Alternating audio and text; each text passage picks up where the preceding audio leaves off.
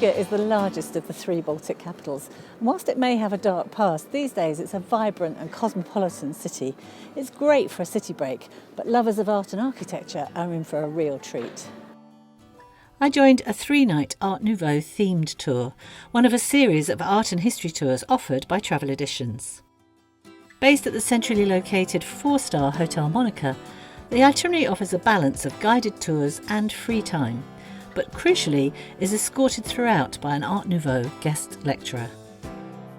Riga has over 800 Art Nouveau architectural gems, constructed largely between 1899 and 1913, and it's recognised by UNESCO as a World Heritage Centre.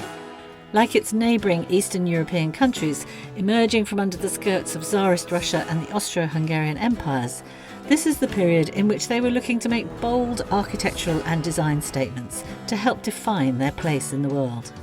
Exploring the city and its architecture in the company of an expert makes all the difference. I think it's the detail in them. I mean, you see the building as a whole first of all and think, wow, but then when you start zooming in on the little points, yes, you could walk around and see interesting buildings, but to have him actually point out the detail and say, rather than just saying, oh look, there's a lion up there, he says, right, start at the bottom, work up, look at that, and it builds, and you suddenly appreciate just how much detail there is and how much that was of its time. Of course, there is more to Riga than Art Nouveau, and the tour gave us plenty of time to explore other parts of the city, most notably the rest of the Old Town, with its many famous landmarks and iconic buildings.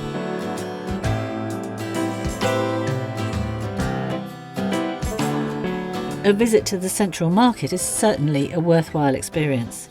Housed in 5 enormous German-built Zeppelin hangars, it's the largest indoor market in Europe and a unique architectural wonder in its own right.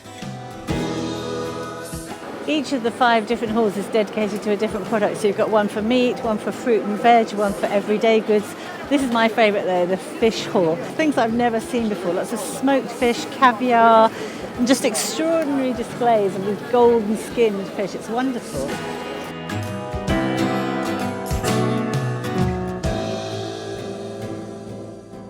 As well as breakfast, 2 evening meals with wine are included in the tour. And with a relatively small group, the conversation flows easily and everyone gets to know each other.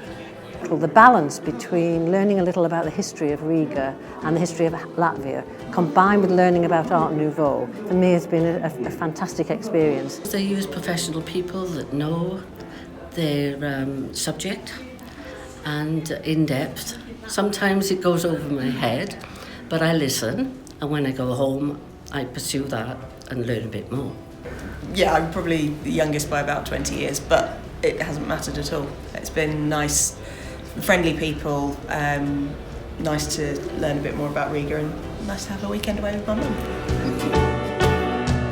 Riga is surprising in so many different ways.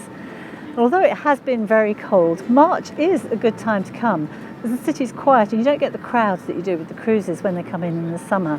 I think a 3-night, 4-day city break is the ideal length of time to really get to grips with the city. There is a lot to see. You've obviously got the massive Art Nouveau area, but also the medieval Old Town and the more contemporary additions to the city as well.